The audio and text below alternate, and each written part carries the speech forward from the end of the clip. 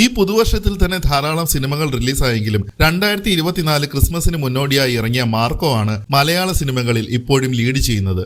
അതോടൊപ്പം കഴിഞ്ഞ വർഷം ഏറ്റവും കൂടുതൽ കളക്ഷൻ നേടിയ മലയാള സിനിമകളുടെ ലിസ്റ്റ് കൂടെ പുറത്തു വന്നിരിക്കുകയാണ്. മാർക്കോ ആണ് ലിസ്റ്റിൽ ഇടം നേടിയ പുതിയ സിനിമ.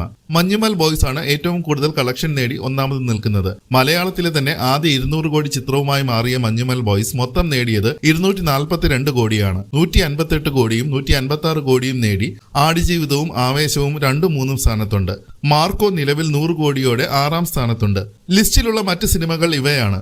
4ാം സ്ഥാനത്ത് പ്രേമലു നേടിയത് 136 കോടി. അജയന്റെ 2ാം മോഷണം 106 കോടിയോടെ 5ാം സ്ഥാനത്ത്. 7ാം സ്ഥാനത്ത് ഗുരുവായൂരമ്പല നടയിൽ എന്ന സിനിമയാണ് നേടിയത് 90 കോടി. 83 കോടി കളക്ഷനുമായി വർഷങ്ങൾക്ക് ശേഷം എന്ന സിനിമയാണ് 8ാം സ്ഥാനത്ത്.